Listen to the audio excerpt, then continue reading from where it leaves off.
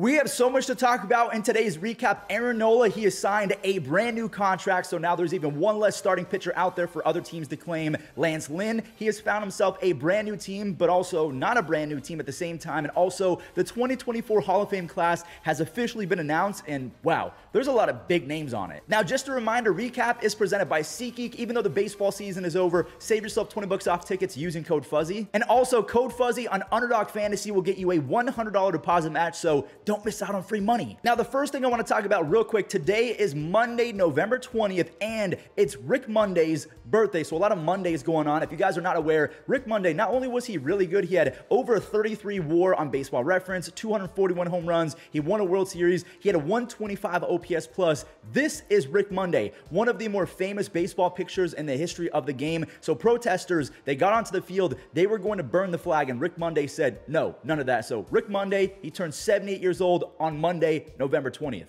There you go. Another small piece of news I do want to talk about, Zach Britton, who had one of the best relief pitching seasons in the history of baseball. If you don't remember, back in 2016, Zach Britton had a 0.54 ERA, 47 saves, and a mind-bending 803 ERA plus. That's like a hitter having a 400 OPS plus. He was unreal that year. Now, unfortunately, he will be remembered for not pitching in 2016 in that wild card game against the Blue Jays. I still don't know what they were thinking. But yeah, from 2014 to 2020, Zach Britton combined for a 1.84 ERA over almost 370 innings. He was him when he was healthy. But unfortunately, the MLB The Show God, he is hanging them up, and he won't be in MLB The Show 24. From one relief pitcher to another, Reynaldo Lopez, he has found himself a brand new ball club, so he is going to the Atlanta Braves, and yes, he is donating 1% of his contract to the Atlanta Braves Foundation because that's what they always do. Not only do they get players to sign for less, but they also get them to donate some of their monies. After being traded from the White Sox to the Angels, Reynaldo Lopez was a brand new pitcher, and then even after he was put on waivers by the Angels and picked up by Cleveland, he was insane. He pitched 11 innings for the Guardians. He struck out 12. He did not allow a single run, only gave up 5 base hits. He was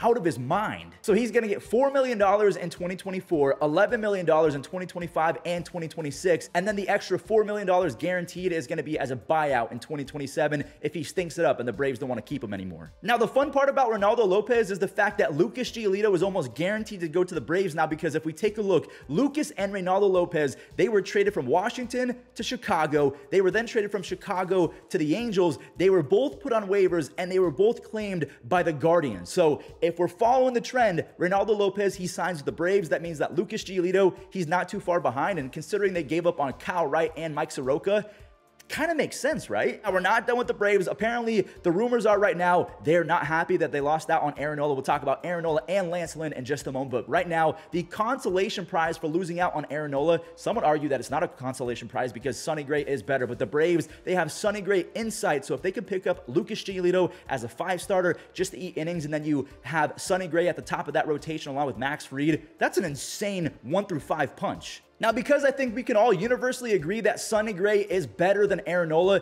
do we think that he's going to get more money than the 7-year, $172 million contract that the Phillies just gave Aaron Nola? I don't know if that's a fair comparison because Sonny Gray is much older than Aaron Nola, so you can't really compare the two. But Aaron Nola, yes, he gets a 7-year, $172 million contract that is just below a $25 million AAV. That is how much he's getting paid per season. So Aaron Nola, he just set the market for Blake Snell and Yoshinobu Yamamoto. They're both smiling from ear to ear because they're better than Aaron Nola on paper, so they're going to get even more per year. Now, the trend with Aaron Nola over the last few seasons is he's good and then he's bad. He's good and then he's bad. Last year, he had a 4.5 ERA, a 4 FIP, so he wasn't very good until the playoffs. So hopefully he can build off the playoff success. And then, of course, the trend is he should be a lot better in 2024. So there you go. Aaron Nola, he is staying with the Phillies, and the Phillies, they're just really good at getting the most out of players for a lesser value because rumors are the Braves offered more money than the Phillies. They tried to pry their superstar away. And the same thing can be said about Zach Wheeler. He was offered more money to go elsewhere. Trey Turner was the exact same situation. So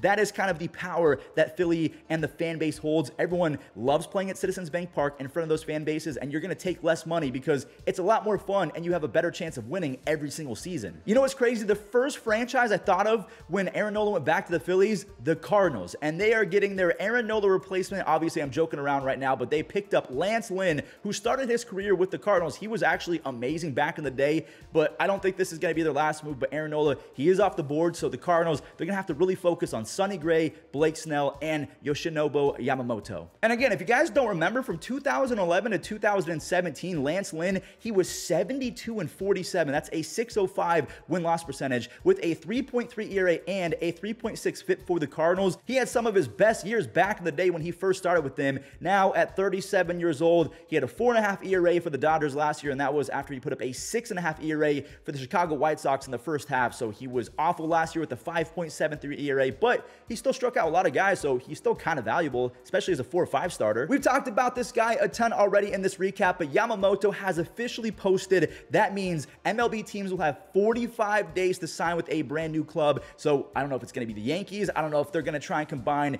Yoshinobu with Ohtani on the Dodgers. Maybe the Braves are going to try and get him. I hope that the Cardinals are going to be offering him a ton of money as well, because the Cardinals, all they really need is pitching. I love their up-and-coming lineup, and they also have veterans like Paul Goldschmidt and Nolan Arenado. So if they can grab a few stud pitchers, the Cardinals are going to be back in business. And Yamamoto, he should be at the top of their Christmas list. Now, let's say some of the teams that desperately need pitching don't get any of the top free agent pitchers. Well, there's still an option in Alek Manoah, who I did not know had his own name on his right arm. That is interesting. I just found that out. I knew that he had a tattoo, but I didn't know it spelled out his own name. According to Ken Rosenthal, one of the more veteran reporters in the game of baseball, the Blue Jays are open to moving Alek Manoah, and this shouldn't really come as a surprise because he was terrible in 2023. He regressed severely, and when he was sent down to AAA for the second time in the same season, he said, I'm not going. He went to do his own thing. Now, he's lost a lot of weight. He also had an injury that I think he has addressed. So maybe Alek Manoah, he returns to form in 2024. So maybe a team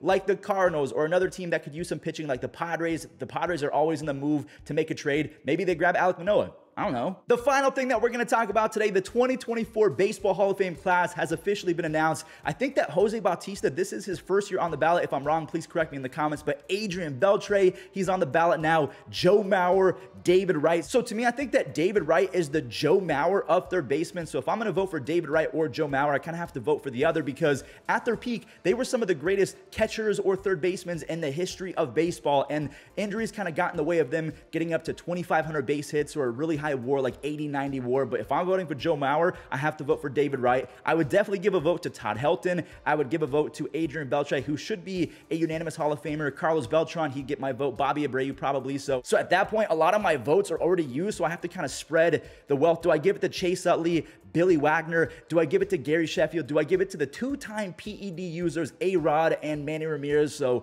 let me know in the comments, who are the 10 players that you would vote for, because this Hall of Fame ballot, you have no excuse not to use all 10 votes, because there's a lot of players that could get a vote. So that does it for today's recap. Let me know in the comments, what do you make of Nola getting 7 years, $172 million? Do you think that Snell, Yamamoto, and Gray are smiling ear to ear? What do you make of the Cardinals getting Lance Lynn and also the Hall of Fame ballot? Thank you all so much for watching, and I'll catch you in the next one.